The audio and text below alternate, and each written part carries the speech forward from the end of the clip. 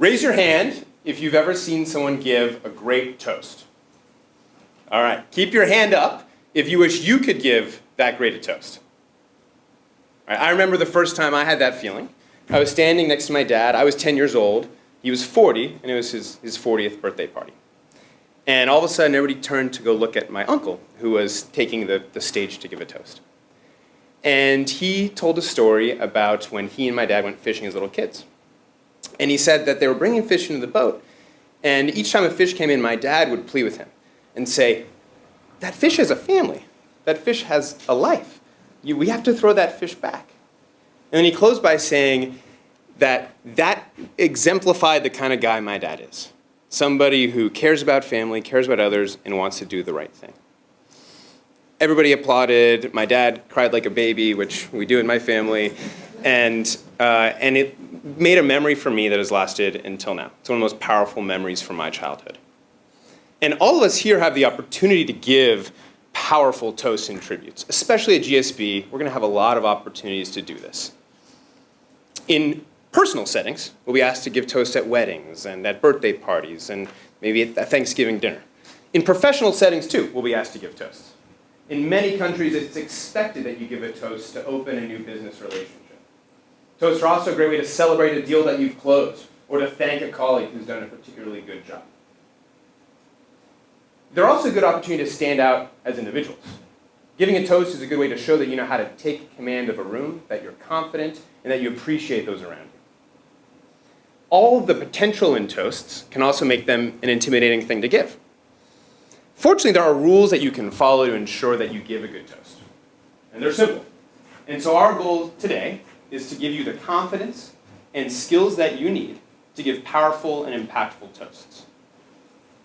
In order to really understand what makes a toast powerful and impactful, we looked at a wide range of different resources to really get at 5 key elements of what makes a toast truly memorable.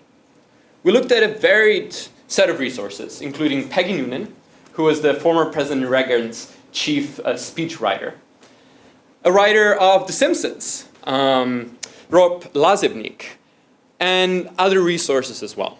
And so we really came down to 5 key elements of what makes a toast really memorable. The first one is to be personal and sincere. There's a reason why Jonny remembered the speech that his uncle gave. That reason has to do with the fact that his uncle conveyed a personal, authentic story.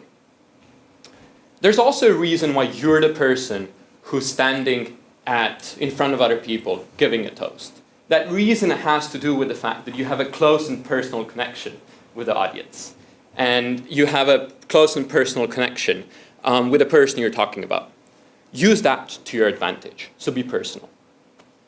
Secondly, as you all know, when you stand up to give a speech, in particular a toast, you feel a strong emotion towards the audience. You look at the people that you both like and respect.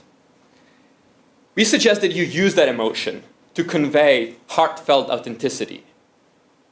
So remember, to give a memorable toast, be personal and be sincere.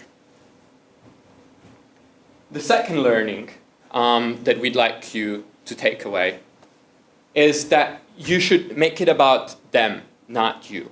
Remember that the aim of your talk is to pay tribute to the person that you're making the toast to, not to yourself. I remember when I made CEO at 42, Mark was right there to celebrate with me. So let's raise a glass to Mark. Recognize that wasn't necessarily a tribute to Mark. Make sure you're not Jonny when you're giving a speech. So pay tribute to the person that you're actually meant to pay tribute to. Third, use humor appropriately. Many people feel like they need to start a toast with a joke. But the truth is, it's far more important to be authentic and oneself. So if it's not you, don't force yourself to crack a joke.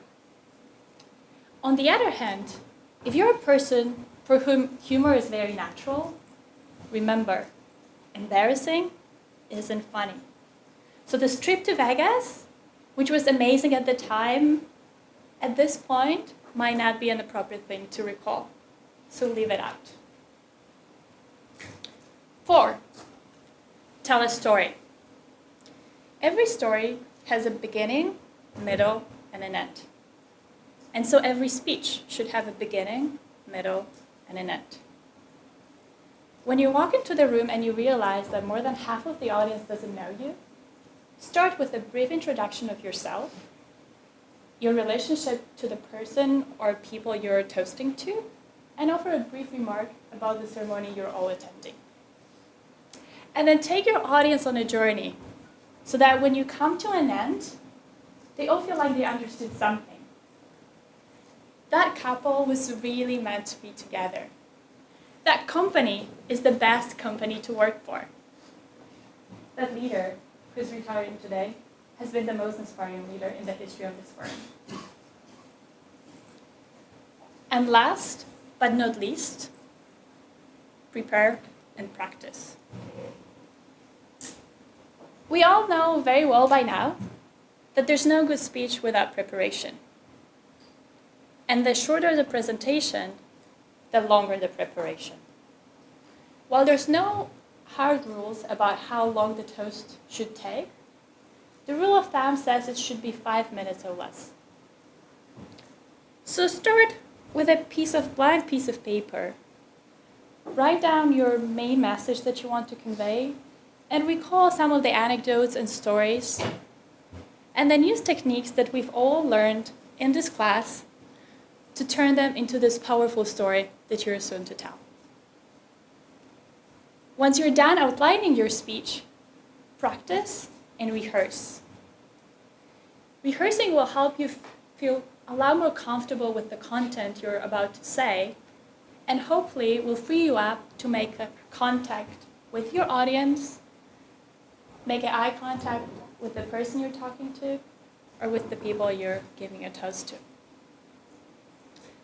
So to wrap it up today, our hope is that the next time you're asked to give a speech, to give a toast, you will embrace the challenge and remember about 5 things. Be personal and sincere. Make it about them, not you. Use humor appropriately. Tell a story. Practice, prepare, and practice.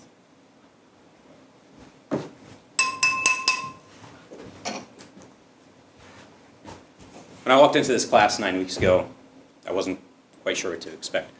All that I knew was that our classmates had highly recommended the class and the teaching team. But that was about it.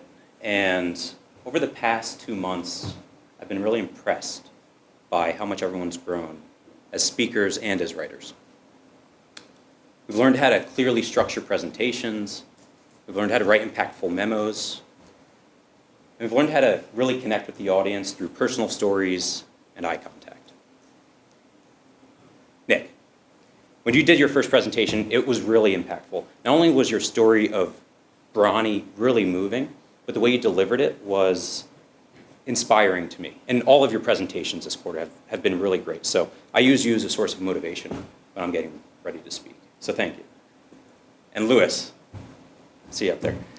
You have an incredible ability to connect with the audience. You have such a conversational style that is impressive, and it's something I think about before I even come on. And I use you as a source of inspiration. And Zach, TA, we've gotten to know you a lot better this quarter, and I think we're all impressed that Jessie is still your wife.